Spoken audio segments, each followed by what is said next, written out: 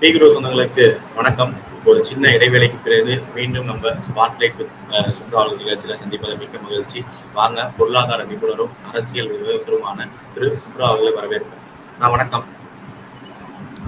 கார்த்திக் வணக்கம். வணக்கம் வணக்கம். இப்ப தமிழகம் நோக்கி வருவோம்.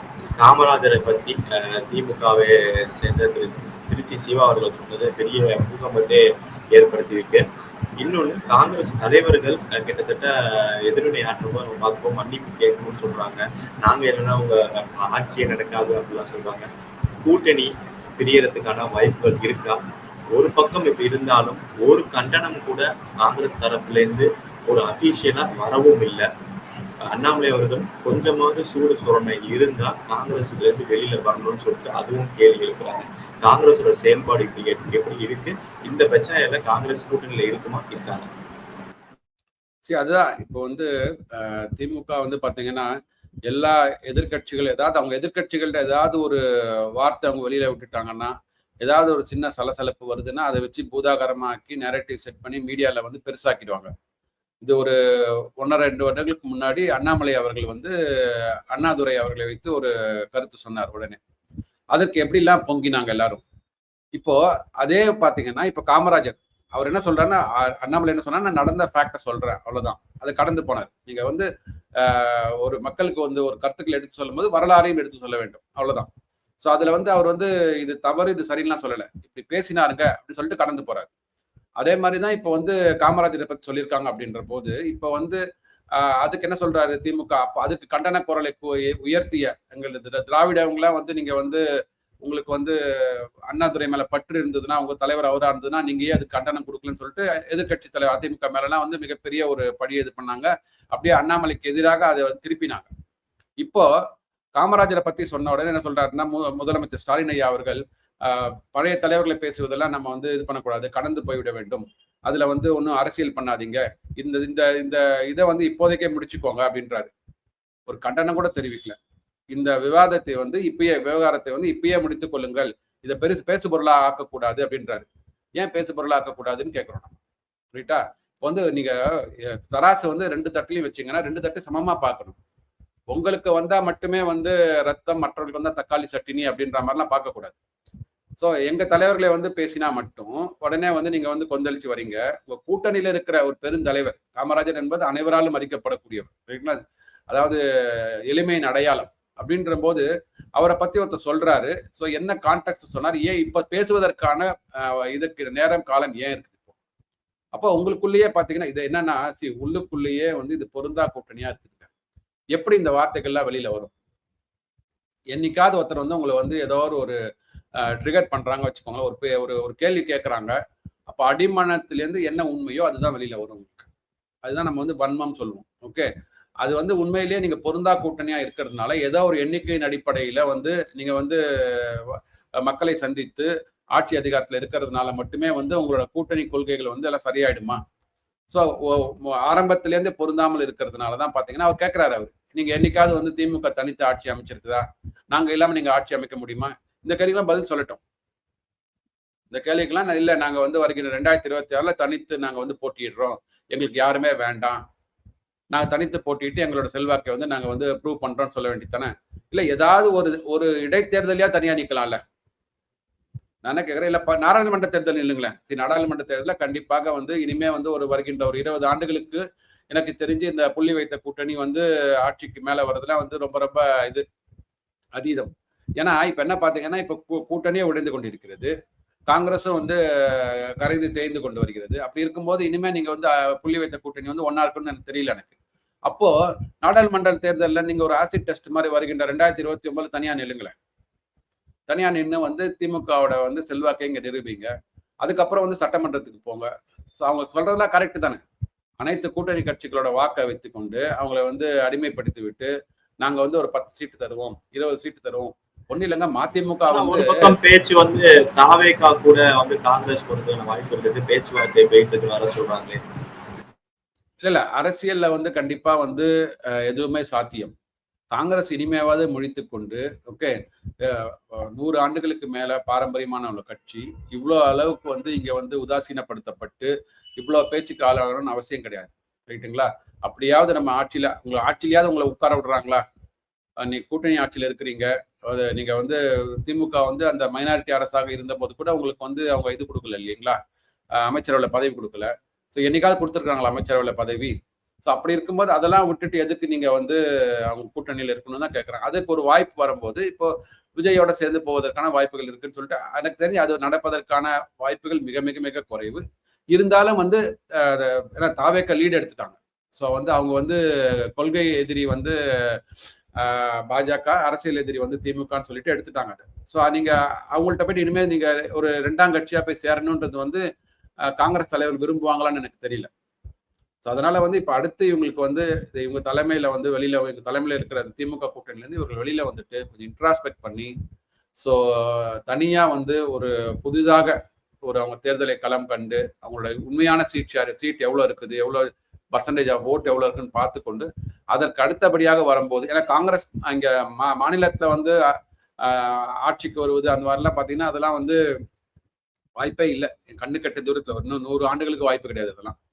ஸோ அப்படி இருக்கும்போது வேற என்ன பண்ணணும்னு சொல்லிட்டு எங்களுக்கு வந்து எம்எல்ஏ சீட்ஸ் போனாலும் பரவாயில்ல, நாங்கள் தனித்து நின்று எங்களோட கொள்கைகள் என்ன, எங்கள் தலைவர்கள் என்ன வகுத்த பாதைகள் என்ன, அதில் நாங்கள் எங்கே இருக்கோம் அப்படின்னு ஒரு ஸ்டெப் பேக் பண்ணி ஒரு இன்ட்ராஸ்பெக்ஷன் நடத்தி கொண்டு அதுக்கப்புறம் அவங்க வந்து அவங்களோட முடிவுகளை வந்து அவங்க தெரிவிக்கலாம். ஆனால் தாவேக்கா கூட போவதற்கான வாய்ப்புகள் எனக்கு தெரிஞ்சு மிக குறைவு. ஏன்னா தாவேக்கால போனீங்க வச்சுக்கோங்களேன், அவருக்கு கீழே இன்னைக்கு ஒரு வருடம் தான் ஆகுது கட்சி ஆரம்பித்து, அவர் முதலமைச்சர், அது கீழே இருக்கிற இவங்க எல்லாம் வந்து என்ன இவங்களா இருப்பாங்கன்னு தெரியாது இல்லைங்களா? அவருக்கு எம்எல்ஏ சீட் எவ்வளவு கொடுப்பாங்கன்னு தெரியாது. அந்த அளவுக்கு வந்து கீழே போயிட்டு பி சிதம்பரம் ஐயாவோ கார்த்திக் சிதம்பரம் ஐயாவோ எல்லாம் போவாங்களான்னு எனக்கு தெரியல எனக்கு. ஸோ அதற்குண்டான வாய்ப்புகள் கம்மி. பட் இருந்தாலும் இது ஒரு சலசலப்பு ஏற்பட்டு விட்டது இந்த கூட்டணியில. திருமாவளவன் பேசுறாரு, கம்யூனிஸ்ட் தலைவர்கள் பேசுறாரு, சண்முகம் பேசுறாரு, அவர் பேசுறாரு. ஸோ இதெல்லாம் எதற்கு அப்படின்னு பாத்தீங்கன்னா ஒரு நெகோசியேஷன் பாயிண்டாக வச்சுக்கிறாங்க. உள்ள பேசுற இதை கூட வந்து மதிமுக அவங்க கட்சி கூட்டத்துல வந்து துரை வைக்க சொல்றாரு, எனக்கு 10 சீட்டு 12 சீட்டு கேட்டு அப்பதான் நம்ம வந்து ஒரு எதிர்கட்சி தலைவர் எதிர்கட்சிக்குள்ள ரெகக்னேஷன் கிடைக்கும் நமக்கு அப்படின்றாரு. உடனே வைக்க வந்து என்ன சொல்றாருன்னா, நாங்க அப்படிலாம் கேட்கல, அது எங்களுக்கு உள்கட்சி விவகாரம்ன்றாரு. ஸோ அதாவது கட்சிக்குள்ள பேசினது கூட வெளியில வந்து மீடியாக்கள்கிட்ட பேச முடியாத அளவுக்கு உங்களுக்கு வந்து நீங்க வந்து அடிமைப்படுத்தப்பட்டிருக்கீங்க அப்படின்னா அது எந்த விதமான உரிமைகள் வந்து உங்களுக்கு கொடுக்கப்பட்டிருக்கிறது, எந்த விதமான உரிமைகள் மறுக்கப்பட்டிருக்கிறது, நீங்க எப்படி மாநில உரிமைகளை வந்து மீட்டெடுப்பீங்க? நீங்க உங்க கட்சிக்கு உண்டான உரிமை, உங்க தலைவர்களுக்கு பேசுகின்ற சுதந்திரத்துக்கான உரிமை அதெல்லாமே உங்களுக்கு இல்லை அப்படின்ற போது நீங்க எப்படி மக்களோட உரிமைகளை மீட்டெடுப்பீங்க? ஸோ அதனால பாத்தீங்கன்னா இது வந்து வெறும் ஒரு தேர்தலுக்கான ஒரு கூட்டணி. அதாவது எதிராளி வந்து வந்துடக்கூடாது, நம்ம வீட்டுக்குள்ள வந்துடக்கூடாது, அவ்வளவுதான். அதற்குண்டான ஒரு கூட்டணியை தவிர மக்களுக்கு நன்மை செய்கின்ற கூட்டணியாக நான் பார்க்கல. இப்ப எதிர்கட்சி தலைவர் வந்து தனது ஒரு தேர்தல் பிரச்சாரத்தை தமிழகம் முழுவதும் ஆரம்பிச்சிருக்காரு. அதுல முக்கியமா ஒண்ணு சொன்னாரு நேற்றுக்கு, என்னன்னு பாத்தீங்கன்னா பாஜகவோட கூட்டணி அவசியம் வெற்றிக்கு அப்படின்னு சொல்லியிருக்காரு. அதோட அர்த்தம் என்ன? பாஜகவும் அதிமுகவும் கீழ்மட்ட லெவல்ல இப்ப செல்லாகி வேலை பார்க்க ஆரம்பிச்சிட்டாங்களா? இல்ல, அவர் வந்து உண்மையை வந்து கரெக்டா புரிஞ்சுட்டு இருக்காருன்னு நான் பாக்குறேன். ஏன்னா இப்ப நடந்து முடிந்த பாராளுமன்ற தேர்தலில் பாத்தீங்கன்னா அதிமுக கூட்டணி வந்து கிட்டத்தட்ட 1 கோடி வாக்குகள் வாங்கினாங்க. என்டிஏ தலைமையிலான கூட்டணி வந்து ஒரு 88 லட்சம் வாக்குகள் வாங்கினாங்க. ஓகே, ஸோ 23% அதிமுக கூட்டணி, என்டிஏ கூட்டணி 18%. ஸோ 5% அவங்களுக்கு உள்ள கேப் 2 பேருக்குள்ள. 2 பேரும் இணைச்சிங்க அப்படின்னா 43% வரும். ஓகே, அது வந்து 43 எக்ஸாக்டா வருமா தெரியாது, ஒரு 36-37% சட்டமன்ற தேர்தலுக்கு போது வரும் வச்சுக்கோங்களேன். அது நாடாளுமன்ற தேர்தல், மோடிக்கான விழுந்த வாக்குகள் சொல்லலாம் அதுல. ஸோ அது ரெண்டுத்தையும் ஒரு ஆவரேஜ் அவுட் பார்க்கும்போது ஒரு 36 இல்லை 37% வந்து வருவதற்கான சட்டமன்ற தேர்தலுக்கு வருவதற்கான வாய்ப்புகள் இருக்கு. அண்ட் ஸோ மோடி அவர்களின் திட்டங்கள், தமிழகத்துக்கு என்னென்ன திட்டங்கள் பண்ணியிருக்கிறாரு அதெல்லாம் வந்து மக்கள்கிட்ட ரீச் அவுட் ஆயிருக்கு. ஸோ நிறைய வந்து கிரவுண்ட் ஒர்க் வந்து பாஜக தலைவர்கள் பண்ணியிருக்கிறாங்க, குறிப்பா அண்ணாமலை அவர்கள் பண்ணியிருக்கிறாரு. இப்ப அதை எடுத்துக்கொண்டு செல்வதற்கு புதிய தலைவர் வந்து முயற்சி பண்ணிட்டு இருக்காரு வச்சுக்கோங்களேன். ஸோ இந்த விதமான ஒரு கள சூழல் வந்து நல்லபடியா உருவாகி கொண்டிருக்கிறது என்டிஏ கூட்டணிக்கு. ஸோ அப்படி இருக்கும்போது கரெக்டா அதை வந்து ஒரு அட்வான்டேஜா எடுத்துக்கொண்டு எடப்பாடி பழனிசாமி என்ன பண்ணியிருக்காங்கன்னா, கண்டிப்பாக இங்க வந்து திமுகவை இதுதான் சொல்றேன் பாருங்களேன். இப்போ நீங்க உங்களுக்கு கட்சி 2 தலைவர்களுக்குள்ள ஒரு முரண் இருக்கலாம். ஓகே, ஏன்னா எல்லாருமே வந்து ஒத்த கருத்துடன் இருக்க முடியாது.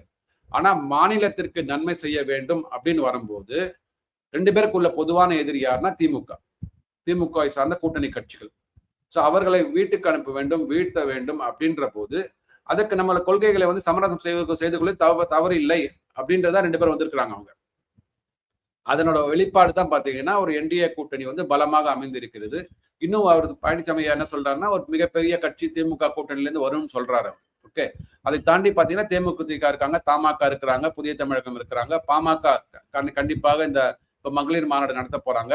ஸோ அதுல வந்து 2 பேரும் இணைந்து மீட் பண்ண போறாங்கன்னு சொல்லியிருக்கிறாங்க. அன்புமணி ஐயாவும் அவர் தந்தையாரும், ஸோ மருத்துவர் ஐயாவும். ஸோ இதை தாண்டி பாத்தீங்கன்னா அந்த பாமகவும் இங்க ஒன்றிணைய ஆரம்பிக்கும். ஸோ அப்படி இருக்கும்போது பாத்தீங்கன்னா ஒரு மும்முனை போட்டியாக இருக்கும்போது அதிமுக தலைமையிலான அந்த என்டிஏ கூட்டணி, திமுக தலைமையிலான அந்த ஐஎன்டிஏ கூட்டணி, அப்புறம் தாவேக விஜய். ஓகே, இந்த 3 மும்முனை போட்டியா இருக்கும். அப்கோர்ஸ் நாம் தமிழ் சீமான் இருப்பார் வச்சுக்கோங்களேன். ஏன்னா அவரோட இதுல பாத்தீங்கன்னா ஒரு 7-8% வாக்கு வந்து அவருக்கு வந்து அப்படியே ஸ்டாட்டிக் ஆயிடுச்சு. அது வந்து அவரோட வாக்குகள் வந்து இப்ப வந்து பிரிக்கப்பட்டு மேபி தாவேக விஜய்க்கு போவதற்கான வாய்ப்புகள் இருக்கிறது. ஸோ அப்படி இருக்கும்போது ஒரு பெரிய மும்முனை போட்டி. 4வது ஒரு கண்டெண்டரா விஜய், இவர் தாவேக விஜய் 3வதா இருப்பாரு, 4வது சீமான் இருப்பார் வச்சுக்கோங்க.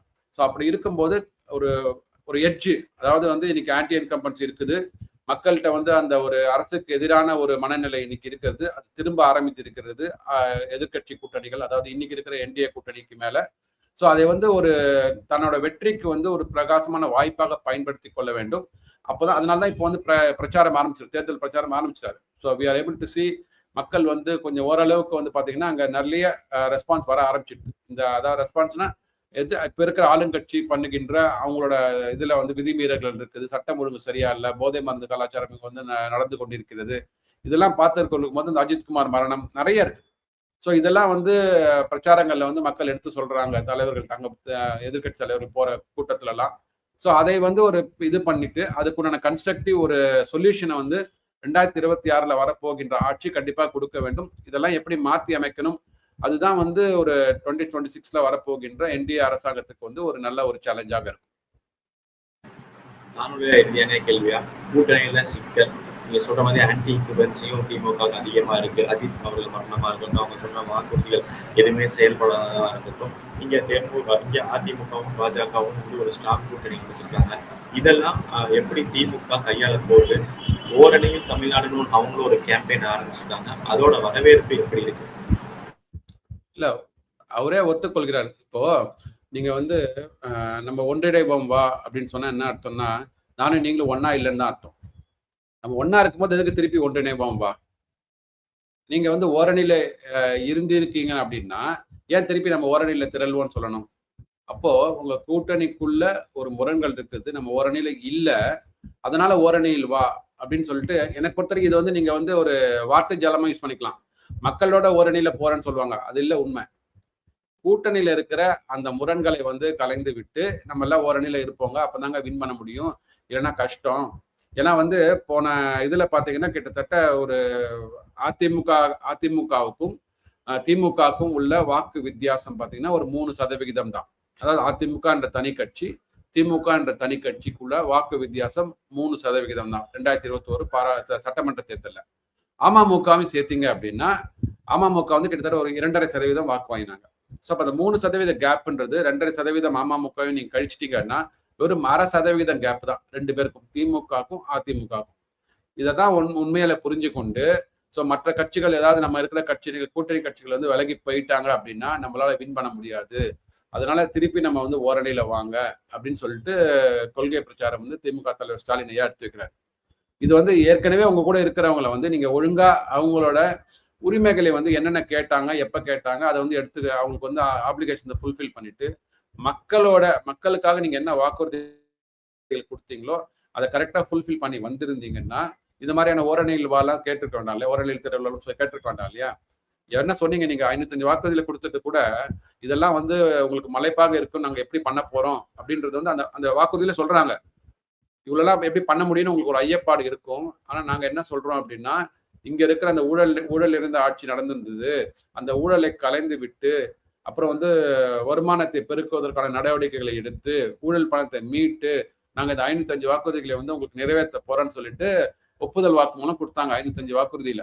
அந்த 505 வாக்குறுதி கொடுத்ததுக்கு அப்புறம் ஸோ அந்த இதெல்லாம் எங்க போச்சு? இப்போ அதானே இப்ப மக்கள் கேட்க ஆரம்பிக்கிறாங்க.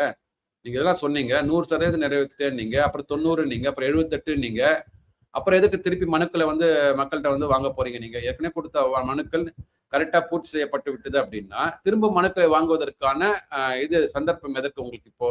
அப்போ ஒண்ணு அந்த மனுக்களை வந்து கரெக்டா வந்து பூர்த்தி பண்ணல. 2வது அப்ப இந்த 4 ஆண்டுகள்ல வந்து மக்கள்கிட்ட நிறைய குறைகள் இருக்குது. அது மூலமா தான் மனுக்கள் வருது. மனுக்கள் வருவதற்கான 2 காரணம். பழைய மனுக்கள் ஒழுங்காக வந்து பரிசீலிக்கப்படவில்லை. புதிய மனுக்கள் வருதுன்னா நிறைய குறைபாடுகள் இந்த ஆட்சியில இருக்கு. அந்த குறைபாடுகள் தான் மக்கள் மனுக்களா உங்களுக்கு கொடுக்குறாங்க. அப்ப நீங்களே வந்து ஒத்துக்கிறீங்க இந்த ஆட்சி ஒழுங்கா நடைபெறவில்லை என்று. இதுதான் எல்லாரும் சொல்லிட்டு இருக்கோம். இதை வந்து அவங்க வந்து புரிந்து கொண்டு சோ இதனோட வெளிப்பாடு கண்டிப்பாக 2026ல தெரிய ஆரம்பிக்கும். நிச்சயமா இப்படியே அரசியல் களம் சூடு பிடிக்க ஆரம்பிச்சிருச்சு. பொறுத்து வந்து பார்ப்போம். இவ்வளவு நேரம் உங்க நேரத்தை நம்ம தளர்த்து வந்து பயந்தமைக்கு ரொம்ப நன்றி. நல்லதே நடக்கும். வணக்கம். தேங்க்யூ.